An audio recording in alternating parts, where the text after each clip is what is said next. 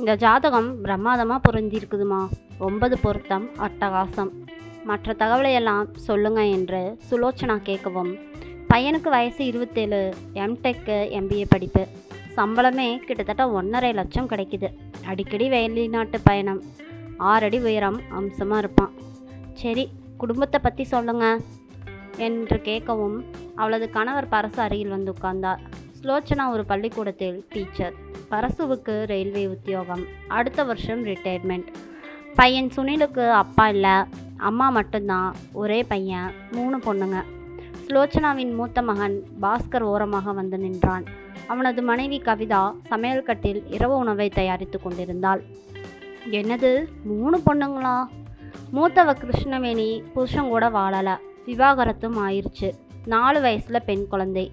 பள்ளிக்கூடம் போகுது. உத்தியோகம்னு பெருசாக எதுவும் இல்லை. ஊறுகாய் சிப்ஸுன்னு ஏஜென்சி எடுத்து சுயமாக சம்பாதிக்கிறாரா? அதெல்லாம் எதுவும் இல்லை. சரி, ஏன் விவாகரத்து வாங்கினா? அதெல்லாம் நமக்கு வேணுமா? கண்டிப்பாக வேணுங்க. புருஷன் கூட வாழாமல் விவாகரத்து செஞ்சுட்டு பிறந்த வீட்டில் வந்து இருக்கானா, நம்ம பொண்ணுக்கு நாளைக்கு நிரந்தரமாக கால்கட்டாக ஆயிடக்கூடாது பாருங்க. கவிதா மருமகள் சமையல் கட்டிலிருந்து கடுப்புடன் எட்டி பார்த்தாள். 2வது மகள் நாகவேணி உள்ளூரில் தான் இருக்கான். புருஷன் ஒரு ஃபேக்ட்ரியில் போர்மேன். மூத்த குழந்தைக்கு 2 வயசு, அடுத்தது வயிற்றில் இருக்குது. இப்போ பிரசவத்துக்கு அம்மா வீட்டுக்கு வந்திருக்கா. சரிங்க. அடுத்து 3வது மகள். 3வது பொண்ணு பேர் அம்சவேணி. பிகாம் படிச்சுட்டு இப்போ தனியார் கம்பெனியில் ஒர்க்கு. கல்யாண வயசு தான். அண்ணன் சுனிலுக்கு கல்யாணம் முடிச்சிட்டா. அடுத்து 3வது பொண்ணு கல்யாணம் தான். சரி, சொந்த வீடா? இல்லைங்க, வாடகை மாதம் 20,000 கொடுக்குறாங்க. கார் இருக்கா? அதுவும் இல்லைங்க. சுனில் ஒரு பைக் வச்சுருக்காரு. 1.5 லட்சம் சம்பளம், பெரிய படிப்பு, உத்தியோகம், கார் கூடவா இல்லை? அது அவங்க குடும்ப சூழ்நிலையில் இருக்கலாம். நமக்கெல்லாம் என்ன வந்துச்சு? கம்மன் இருசுலோ. என்னங்க பேசுகிறீங்க? நம்ம பொண்ணு அர்ச்சனா, எல்லாமே நம்ம தான் பார்க்கணும். அப்படியே தள்ளி விட்டுற முடியுமா? சொத்து பத்தும் இல்லை, பாரமாக 3 சகோதரிங்க. இவ எப்படிங்க அங்கே போய் வாழ முடியும்? என்னங்க, இப்படி கொஞ்சம் வரீங்களா? ஷெல்ஃபில் இருந்து சர்க்கரை எடுத்து கொடுங்க, எனக்கு எட்டலை என்று கவிதா கூப்பிடவும் பாஸ்கர் உள்ளே வந்தான். ஒரு நிமிஷம் இருங்க, உங்கள் அம்மா தரகரை இத்தனை கேள்வி கேட்குறாங்களே. உங்கள் வீட்டில் சொத்துக்கள் எத்தனை லட்சம் தேரும்? வந்த மருமகனுக்கு நீங்கள் என்ன வச்சுருக்கீங்க?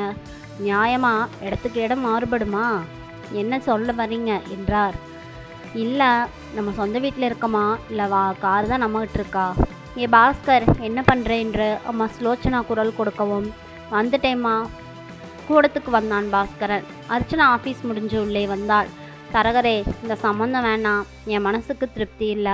என் மகளுக்கு எந்த பாரமும் இருக்கக்கூடாது. அப்படி ஒரு சம்மந்தம் வேணும், புரியுதா? ஏம்மா, அப்படியெல்லாம் சொல்லாதீங்கம்மா. குடும்பம்னா எல்லாம் தான் இருக்கும். அதையெல்லாம் பார்த்தா முடியுமா? பையனுக்கு எந்த கெட்ட வழக்கமும் இல்லை. தெய்வ நம்பிக்கை, குடும்ப பாசம் இருக்குது. இந்த மாதிரி ஒரு மாப்பிள்ளை இந்த காலத்தில் கிடைக்கிறதெல்லாம் கஷ்டம்மா. கொஞ்சம் விட்டுறாதீங்க, ஃபோட்டோவை பாருங்க என்றார் தரகர். அப்பா வாங்கி பார்த்தார். சினிமா ஹீரோ பல சுனில் பளிச்சென கண்களை கட்டி இழுக்கும் விதமாக இருந்தான். பாஸ்கரும் வாங்கி பார்த்தான். தரகரே, நீங்கள் புறப்படுங்க, தேவைப்பட்டா நாங்கள் பேசிட்டு சொல்கிறோம். அவர் புறப்பட்டு சென்றார். அர்ச்சனா முகம் கல்வி உடை மாற்றி கொண்டு உள்ளே வந்தாள். அண்ணி, காஃபி கொடுங்க. கவிதா காஃபி கலந்து எடுத்து வந்தாள். அர்ச்சனாவின் தம்பி குளியல் முடித்து உடையை மாற்றிக்கொண்டு வெளியே வரவும், அவன் தனியார் நிறுவனத்தில் வேலை பார்ப்பதால் கிளம்ப தயாராகி விட்டான். சுலோ, இந்த வர்ணக்கு எல்லா தகுதியும் இருக்கே, அது மட்டும் போதாதுங்க. ஒரு பையனோட தகுதிகளை விட பின்னணியில் உள்ள குடும்ப தகுதிகள் தான் முக்கியம். நம்ம பொண்ணு நாளைக்கு கண்ணை கசக்கிட்டு வந்து நின்னா நமக்கு நிம்மதி நிலைக்குமா? அருண் விசில் அடித்தான். அக்காவை ஒருத்தரால் கண்கலங்க வைக்க முடியுமா என்ன? வாயை மூடடா. எல்லா விவரங்களையும் அப்பா பரசு சொல்லி முடிக்கவும் அருணும் பெருமூச்சு விட்டான். இப்படி ஒரு குடும்பமா? எப்படி கல்யாணத்தை முடிக்கிறது என்று ஆளாளுக்கு நினைந்தார். அக்கா, நீ கல்யாணம் முடிஞ்ச மறுநாளே தனி குடுத்தனம் போயிரு பேசாம. எப்படி என்னோட ஐடியா என்றான் அருண். அப்படி நம்ம அண்ணி நினச்சிருந்தா அம்மா சம்மதிப்பாங்களா? கவிதாவின் உதட்டோரம் புன்னகை வந்தது. போயிருந்தா கூட இந்த குடும்பம் தெருவில் நிற்காது. இப்போ உங்கள் அப்பாவும் நானும் சம்பாதிக்கிறோம். நீ ஒரே பொண்ணு, நீயும் பிடெக் படிச்சுட்டு கை நிறைய சம்பாதிக்கிற. பாஸ்கரின் தயவில்லாமலே உன் கல்யாணம் சீரும் சிறப்புமாக நடக்கும். பாஸ்கரின் முகம் சுருங்கி போனது. அர்ச்சனா எழுந்து வந்தாள். அப்பா, ஒரு நிமிஷம் இருங்க. தப்புமா, இந்த மாதிரி முகத்தில் அடித்த மாதிரி நீ பேசாத. மற்றவங்க உணர்வுகளையும் புரிஞ்சு நடந்துக்கோ என்று சொல்லவும், நான் என்னடி தப்பாக பேசிட்டேன்? பொண்ணுங்களை பெற்றுட்டா மட்டும் போதாது, பெற்றவங்களே அதுங்களை ஆளாக்கி கரை சேர்க்கணும். அண்ணன் தம்பி தயவில் விடுறவங்க பெற்றவங்களே இல்லை, செத்தவங்க தான். பாஸ்கர் நிற்க பிடிக்காமல் ரூமினுள் போய்விட்டான். பரசு சுலோச்சனாவிடம் வந்தார். உத்தியோகம், பணம், சொந்த கால் இதெல்லாம் இருக்கிற திமிரில் நீ பேசாதே. வயசாயிட்டா ஏதாவது ஒரு காலகட்டத்தில் பிள்ளைங்க தயவில் தான் நம்ம வாழணும். கை கால் விழுந்துருச்சுன்னா கரன்சிகளெல்லாம் வந்து பிடிக்காது, பிள்ளைங்க தான் வந்து பிடிப்பாங்க. எத்தனை பணம் கொடுத்தாலும் மலை மூத்திரத்தை எடுக்க ஆள் வரமாட்டாங்க. பாசமாக நம்ம வளர்த்த பிள்ளைங்க தான் நம்ம பக்கத்தில் வச்சு பார்த்துக்கும். இந்த உபதேசம்லாம் எனக்கு பண்ணாதீங்க. உன்னை திருத்தவே மாட்டேன், திருத்தவும் முடியாது. அர்ச்சனா, இவ உன்னை நிம்மதியான இடத்துல கொண்டு போய் சேர்க்க மாட்டா. நீ அவகிட்ட ஜாக்கிரதையாகவே இரு. ஏங்க, என் பொண்ணு மாதம் 80,000 சம்பாதிக்கிறா. அதை கண்டவங்களுக்கு தாரா வார்க்கத்தான் நான் அவளை பெற்று வளர்த்தனா. விடவே மாட்டேன். நம்ம வேற வரன் பார்த்துக்கலாம். அவரவர் கலைந்து போக இரவு உணவு முடிந்து படிக்க போனார்கள். கவிதா வந்து கதவை சாத்தினாள். குழந்தை உறங்கிவிட்டது. பாஸ்கர் அரை தூக்கத்தில். கவிதா வந்து உலுக்கினாள். இப்போ தூக்கமா முக்கியம்? கண்ணை திறந்து பாருங்க என்றாள். எதுக்குடி? உங்கள் கூட சலாம் பண்ண நான் கூப்பிடல. முழிச்சு கொஞ்சம் என்னை பாருங்க. தூங்க விட மாட்டியே என்ன? அளவுக்கு மீறி தூங்கின காரணமாக தான் இந்த அவமானம்.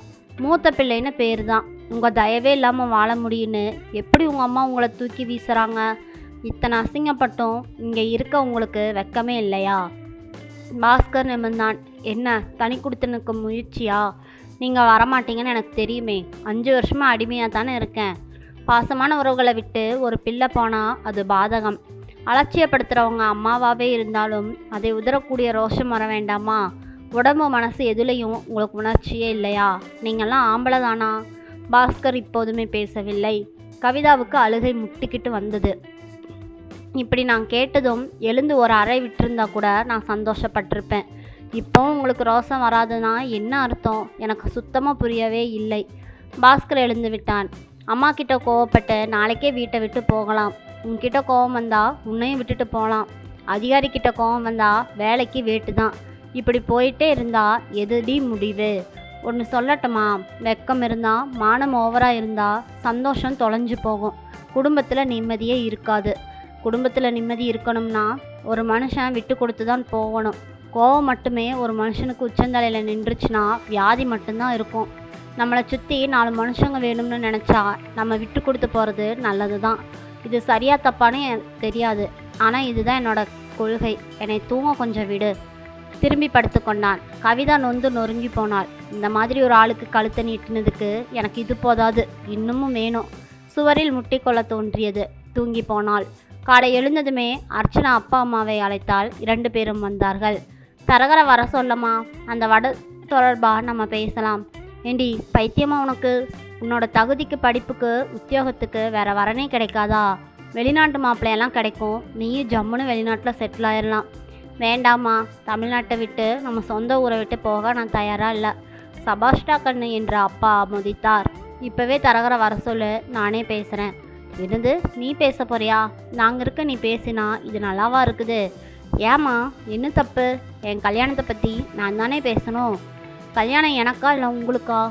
அர்ச்சனா, என் கல்யாண மேட்டரை நான் பேசினானும். அவங்கள வர சொல்லு. அப்பா ஃபோன் செய்தார். 1/2 மணி நேரத்தில் தரகர் வந்து விட்டார். சுனிலின் ஃபோட்டோவை வாங்கி பார்த்தாள் அர்ச்சனா. பெண் பார்க்க வர சொல்லட்டுமாம்மா? வேணாம், நானே சுனிலை பார்க்க வரேன் என்றார். என்னடி வளர்ற? அவங்க வீட்டுக்கு நீ போறியா? போனாலும் தப்பில்லை, ஆனால் இப்போ அது வேணாம்.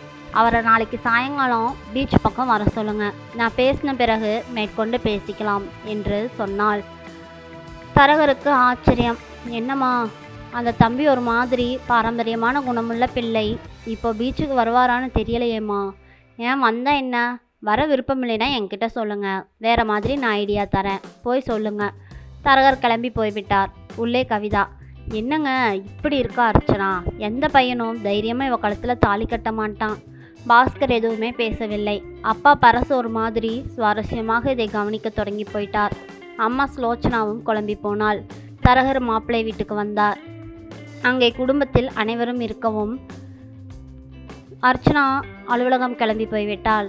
சுனி வாசலில் இருக்கும் பைக்கை துடைத்து கொண்டிருக்க அம்மா கற்பகம் இருந்தாள். என்ன தரகரே, அந்த பொண்ணு வீட்டில் பேசிட்டீங்களா? ஆச்சுமா, உள்ளே வந்து உட்காருங்க. அவர் உட்கார மூத்த விவாகரத்தான கிருஷ்ணவேணி காஃபியுடன் வந்தாள். அவளது குழந்தையும் கூடவே வந்தது.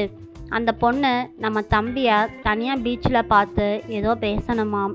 அதற்காக தம்பியை பீச் பக்கம் வர சொல்லியிருக்கார் நாளை மாலை என்றார் தரகர். அனைவரும் அதிர்ந்து போய்விட்டார்கள். நாளைக்கு சாயங்காலம் மூத்த மகளை நிமிர்ந்து ஒரு முறை பார்க்க, என்னடி கிருஷ்ணா இது என்றார்.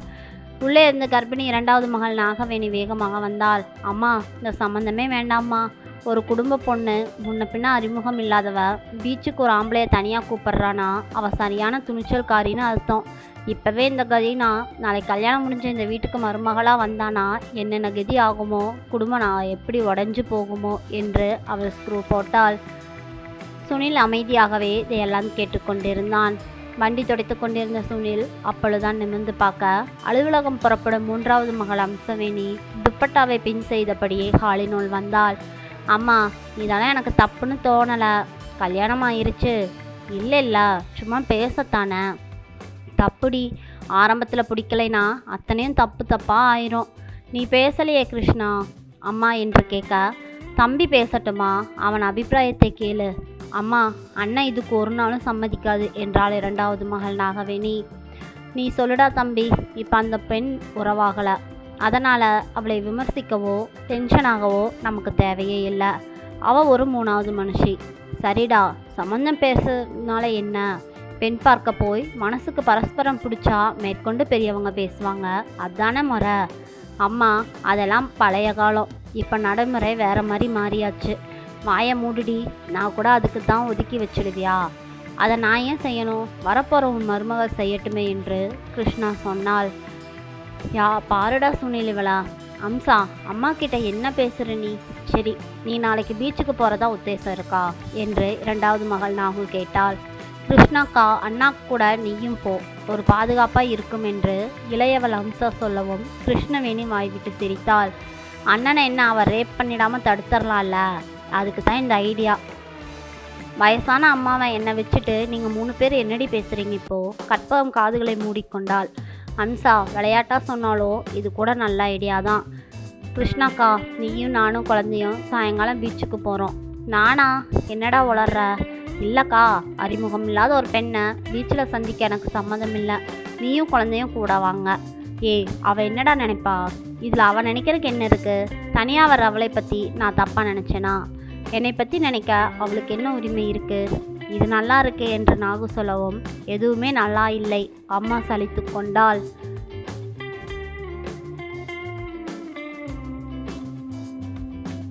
அக்கா, நாம் போகிறோம். துணை இல்லாமல் ஒரு பெண் வரும்போது துணையோட ஒரு ஆண் போகிறது வித்தியாசமாக இருக்கும்ல.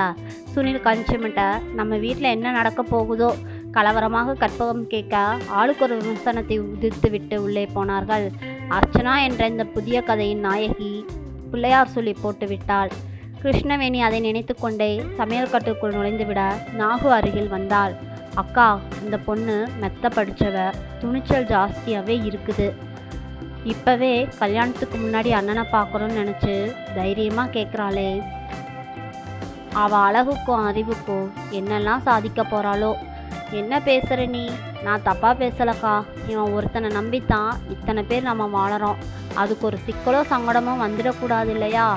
கூட போகிற நீ அவளை நல்லா எடை போட்டுட்டு பிறகு இந்த கல்யாணத்தை பற்றி முடிவிடு என்று முடிச்சு போட்டு விட்டாள்.